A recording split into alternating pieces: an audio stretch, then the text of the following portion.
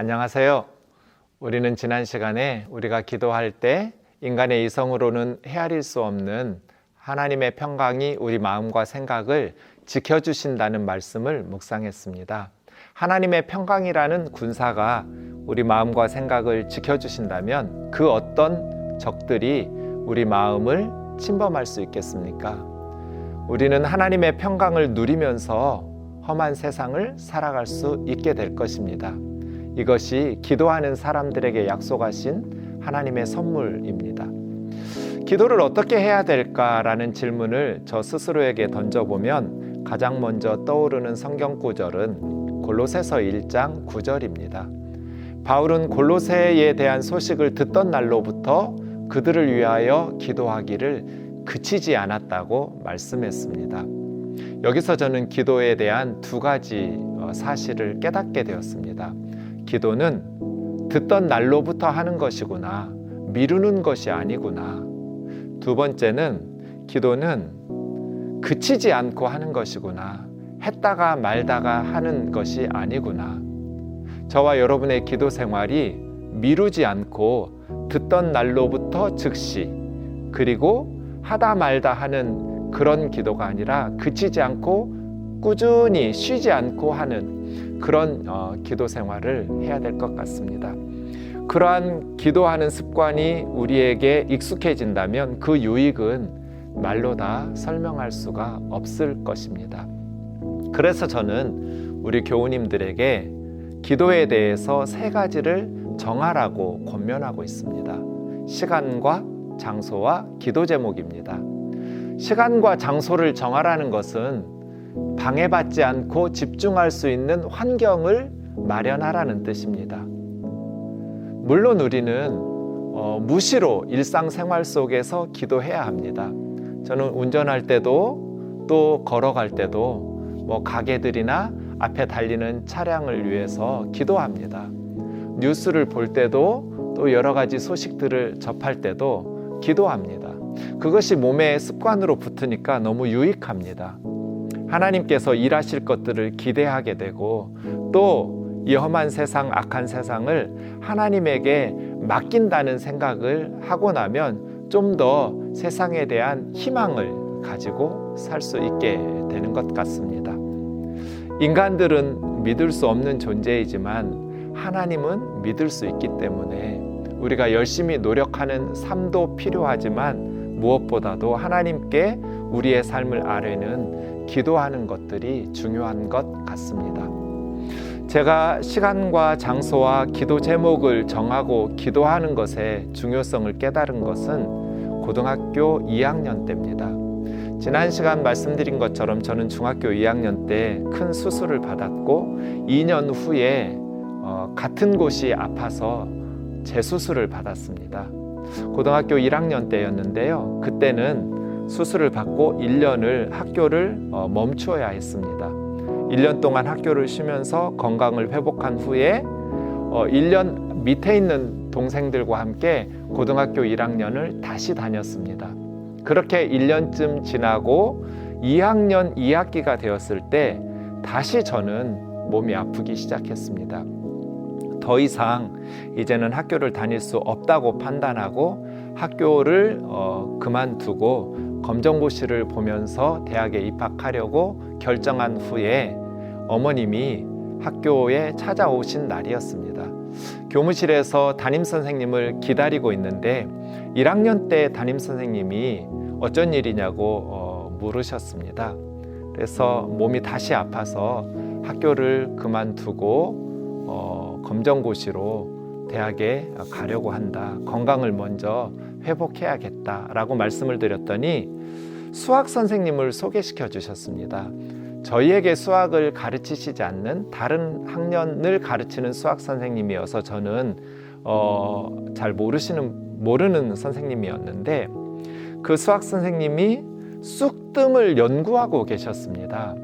쑥의 효능에 대해서 연구하면서 난치병을 고치는 효능이 쑥에 있다라고 생각을 하시고 연구하고 계셨는데요. 그래서 제가 학교를 자퇴하려고 교무실에서 담임선생님을 기다리다가 학교 자퇴할 것을 포기하고 학교를 다니면서 쑥뜸 치료를 시작하게 되었습니다. 당시로서는 꽤 비싼 가격에 그 기계를 사서 쑥의 효능이 제 몸속으로 들어갈 수 있도록 그렇게 몸 구석구석을 쑥뜸 기계로 이렇게 대고 있는 그런 치료법이었습니다. 일주일쯤 지났을까 제 마음에 갑자기 하나님께 기도를 해야겠다는 생각이 들었습니다. 살지 죽을지 모르겠지만 내가 하나님 앞에 간절히 기도 한번 하지 못하고 죽는다면 그것은 하나님 앞에 너무나 죄송스러운 일이라는 생각을 갑자기 하게 됐습니다. 그래서 하숙집에 푸세식 화장실이 있었는데 마당에 있는 푸세식 화장실에 쑥뜸에 그 모든 쑥을 버리고 그날부터 기도하기 시작했습니다. 제가 기도를 집중할 수 있는 시간은 아무래도 야간 자율학습이 끝나는 저녁 시간이라고 판단이 되어서 야간 자율학습이 끝나고 학교에서 하숙집에 가기 중간쯤에 있었던 전주 평화동 교회라는 그 교회에서 기도를 해야겠다고 생각했습니다. 그때는 100일 작정 기도를 해야겠다 이런 생각을 했습니다. 밤 시간이고 평일이었기 때문에 예배당 문은 닫혀 있었습니다. 평화동 교회는 2층이 본당이어서 바깥으로 나와 있는 계단으로 올라가면 본당 앞에 유리문은 잠겨져 있어서 그 야외 밖에서 기도를 시작했습니다. 비가 오면 비를 맞고 눈이 오면 눈을 맞아가면서 기도를 했는데 그때 저는 4가지 기도 제목을 가지고 기도했습니다. 첫 번째 기도 제목은 하나님, 우리 어머니보다는 먼저 죽지 않게 해주세요 였습니다. 너무 몸이 아프니까 오래 살고 싶다는 생각은 없었지만 내가 어머니보다 먼저 죽으면 안 되겠다는 생각이 들었습니다. 그때 왜 아버지 생각은 못했는지 모르겠습니다. 아버지도 사랑하고 너무 존경했지만 아버지보다는 제가 죽으면 어머님이 더 괴로운 세상을 사실 것 같았던 것 같습니다. 살아도 사는 게 아닐 아들을 잃고 나서 지옥과도 같은 하루하루를 사셔야 될 어머니를 기억하면서 어머니 돌아가신 그 다음 날 죽어도 좋으니까 어머니보다는 먼저 죽지 않게 해주세요. 이렇게 첫 번째 기도 제목이었고요. 두 번째는 저하고 아주 친한 친구가 있었는데 가정 형편이 어려워서 그때 저는 2학년이었지만 그 친구는 고3이어서 진로를 정해야 될 때 선생님이 되겠다고 교대를 준비하는 친구였습니다. 그런데 제가 생각할 때는 그 친구는 목회자가 되어서 하나님의 일을 하는 것이 좋다고 제가 생각했었습니다. 세 번째는 제 바로 위에 누이가 결혼을 위해서 기도하고 준비하고 있었던 때였는데 그 누이는 어렸을 때 자기는 사모가 되겠다고 그렇게 말을 했었거든요. 그런데 막상 결혼할 때가 되니까 사모가 되기보다는 좀 안정적인 그러한 생각이 들었던 것 같습니다. 그래서 고등학교 선생님과 교제하고 있었는데 저는 그 선생님이 아니라 목회자를 만나서 결혼해야 될 것 같은 그렇게 오지랖을 넓혀가지고 그런 기도를 했습니다. 네 번째는 만약 하나님 저의 건강을 회복시켜 주신다면 제가 목회자가 될 텐데 정말 값 있는 바르게 목회하는 그러한 값진 인생을 사는 목회자가 되게 해달라고 이렇게 기도 제목은 어린 저의 생각에 4가지였습니다. 그리고 야간 자율학습이 끝나면 평화동 교회 앞에 가서 매일 기도하기 시작했는데 어느 날 갑자기 기적이 일어났습니다.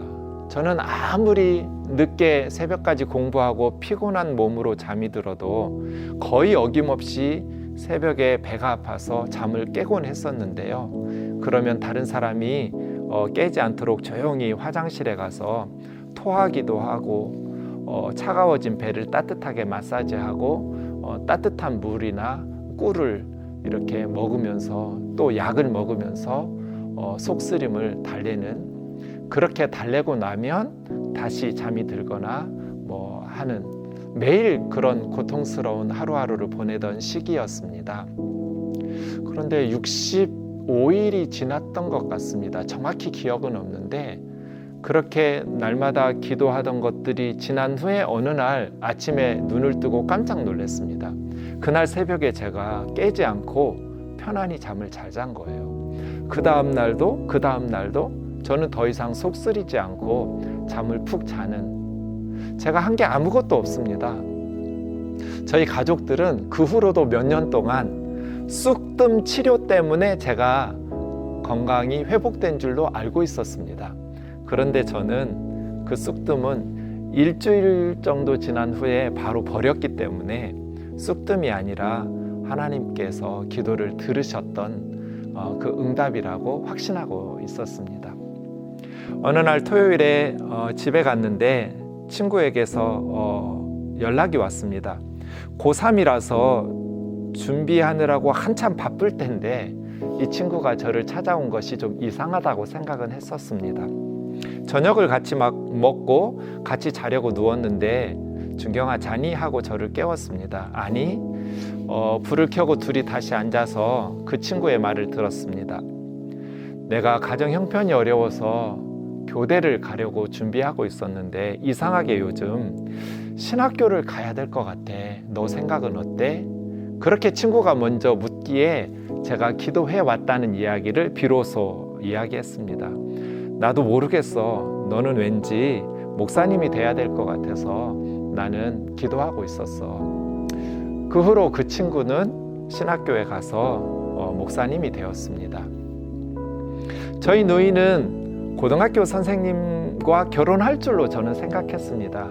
저는 전주에서 기도하고 있었고 누이는 서울에서 그렇게 직장에 다니면서 결혼을 준비하고 있었는데 무슨 이유인지 저는 알 수 없지만 둘이 헤어졌고 그 다음 지인의 소개로 신내원을 다니는 전도사님을 만나게 되었고 제가 세상에서 가장 존경하는 전도사님, 그 후에 목사님 되었죠. 결혼을 했습니다. 지금은 미얀마의 선교사로 사역을 잘하고 있습니다. 하나님 앞에 놀랍게 응답되기 시작했습니다. 마지막 4번째, 내가 바르게 목회를 하고 있는지는 자신은 없습니다. 그런데 하나님께서 내가 기도했던 것들을 이루어 주시는 놀라운 경험들을 하게 되었습니다. 기도했지만 가능성들이 전혀 없었기 때문에 저는 기도하면서도 그렇게 큰 기대를 하고 있지는 않았습니다.